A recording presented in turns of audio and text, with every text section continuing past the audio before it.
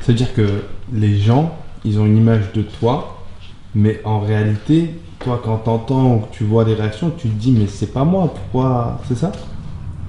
Bah, dans un certain sens, oui, parce que en fait, souvent les gens, ils ont accès qu'à un seul aspect, l'extérieur, et ils font, on peut dire ça, des liens avec ce qu'ils connaissent déjà, donc avec leur expérience. Mais il y a beaucoup de, on peut dire ça, d'angles et de points de vue qu'ils connaissent pas. Et ils n'ont pas accès, ils peuvent pas te connaître si, on peut dire ça, on s'approche pas de toi, on discute pas avec toi, on voit pas comment tu travailles, ou plutôt comment tu appréhendes la vie, en général. Quand on nous pousse dans une certaine direction, comment on fait pour trouver la direction dans laquelle on souhaite aller? Bah, souvent, en fait, j'ai pas une direction parce que je modifie selon, on peut dire ça, les paramètres externes qui viennent s'ajouter. Donc, du coup, je suis tout le temps dans, on peut dire ça, dans un Paris-Dakar où tu as plein d'imprévus, il faut ajuster, oui, je prévois des coûts, mais il y a toujours des imprévus et des variables qui viennent s'ajouter, et on ajuste par rapport à ça. Et c'est comme ça que on peut dire ça. Je fais ma vie, je conduis ma vie. Ça se passe ainsi. Au milieu de toutes ces variables, qu'est-ce qui, toi, te touche le plus? Toi, t'es là, t'es dans ton kiff Paris-Dakar, mais il y a des trucs qui viennent et qui te... tu vois, qui... C'est quoi? Bah, c'est souvent le jugement des autres. C'est les paroles des autres. Enfin, parce que, comme je répète, en fait, on juge beaucoup sur l'apparence. Alors que, en fait, ils connaissent rien du tout.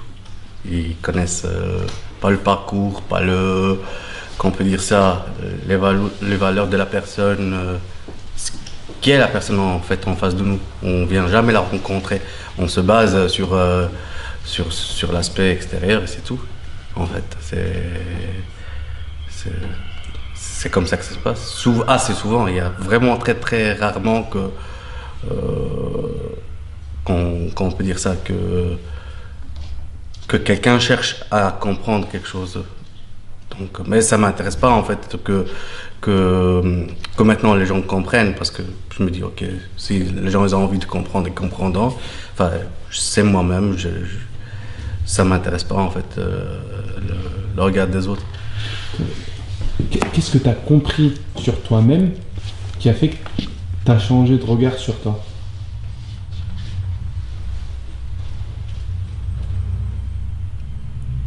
Euh, Sacrée question.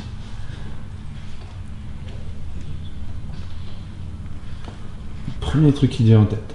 Ouais, je vais pas faire le, comme il a dit, l'américain, en gros, le positif à fond, mais je suis un combattant en fait. Je ne lâche jamais l'affaire. Même quand ça marche pas, je fais demi-tour et je retente autrement. En fait, j'essaie de me donner les moyens et mettre en place des choses pour que ça se passe bien. Et ça marche, si ça marche pas, j'essaye autrement. Ou plutôt, je change de projet et je tente encore plus. Je remise en fait, je redouble la mise. Faut, J'y vais plus loin.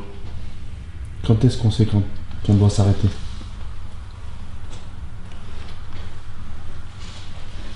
Hmm. Quand on a tout tenté, quand je me dis, ok, là, j'ai plus rien à donner. J'ai tout tenté, j'ai tout essayé, j'ai fait ma part. Voilà, c'est le mot, enfin, on peut dire c'est la phrase exacte. J'ai fait ma part. Alors tu te dis, ok, peut-être le destin, Dieu, la nature, ou je sais pas, pour, enfin, pour beaucoup de monde, enfin, tu dis oui, j'ai fait ma part, c'est assez. J'ai tout donné, je peux pas donner plus. En fait, j'ai plus rien à donner de plus. C'est tout. Alors à ce moment-là, tu te dis, ok, tout est dans les mains du destin, de quelque chose qu'on maîtrise pas, qu'on gère pas. T'as déjà été fatigué de trop donner? Oui, j'ai déjà fait des burn-out, que ce soit au niveau professionnel ou au niveau humain. Donc à ce moment-là, j'ai besoin de me ressourcer, de... Je suis pas quelqu'un qui se fatigue assez rapidement. Je suis, comment on peut dire ça, je cours souvent des marathons parce qu'en fait, des trucs simples pour certaines personnes, pour moi, ça devient énorme, ça devient difficile, ça devient rien que maintenant de discuter avec toi. Pour moi, en fait, en étant hyperactif, enfin, j'ai des gros soucis de concentration, donc je fais un effort immense pour rester, on peut dire ça, dans le cadre. Hmm. Merci à toi alors pour cet effort. Avec plaisir, Et, ça vaut la peine. hmm, ok, t'as dit ça vaut la peine, t'as parlé de tout donner. Pourquoi dans la vie est-ce que ça vaut vraiment la peine de tout donner au point de s'oublier, de se perdre? Pourquoi ça vaut la peine? Parce que Qu'est-ce qui vaut la peine? Qu'est-ce qui vaut dans cette vie? Qu'est-ce qui vaut la peine que tu donnes tout? Qu'est-ce qui vaut la peine que tu te donnes les moyens? Qu'est-ce qui vaut la peine que, même si t'es un gars ultra positif, au bout d'un moment, mais c'est pas grave, on continue. bah, surtout la recherche de soi et le besoin de se prouver quelque chose, en fait, de dire j'ai besoin de... Enfin, c'est pas un besoin, mais en fait, non, c'est pas encore la limite, c'est pas encore assez. Jusqu'à... En fait, faut aller jusqu'au bout. Faut essayer, faut tout tenter. Faut pas lâcher. Tu veux dire que c'est fatigant d'apprendre à se connaître?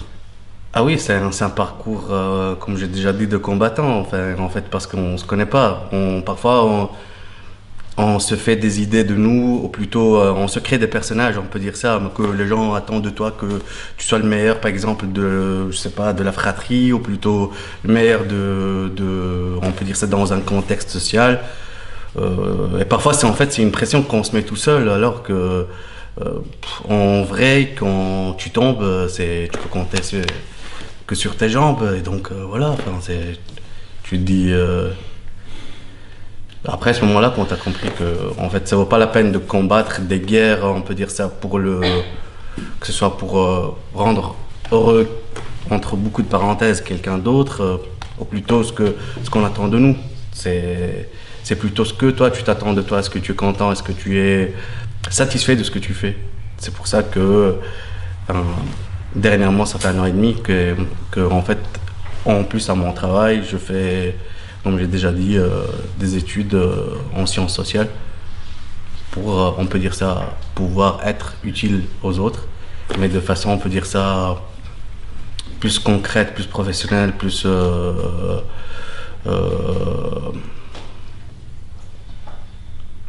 et de ne pas jouer au sauveur, en fait. C'est juste de savoir, ok, où se limiter, comment aider, comment pouvoir être utile pour la société. Pourquoi il y a des gens qui ont besoin de sauver d'autres personnes?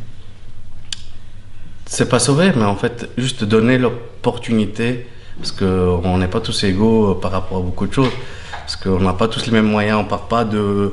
Il y en a qui partent avec des gros handicaps, que ce soit physique ou autre chose économique, ou d'autres manières, même le contexte social, rien que ça, qui partent avec des gros handicaps, on n'a pas le même point de départ.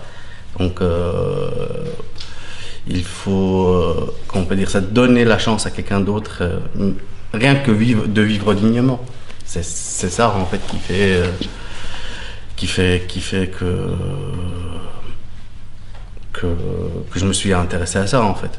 Parce que tu te dis ok, on n'est pas tous égaux. On proclame l'égalité et tout, mais non, ça marche pas comme ça. C'est pas vrai, c'est faux. C'est ma dernière question. C'était quoi toi ton plus grand handicap au départ?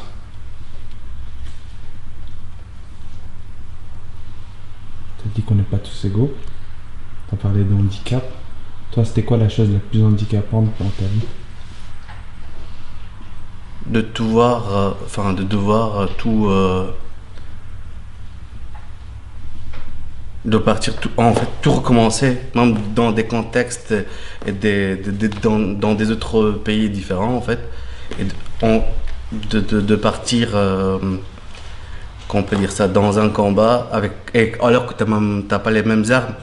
Donc tu démarres avec des handicaps déjà à la base.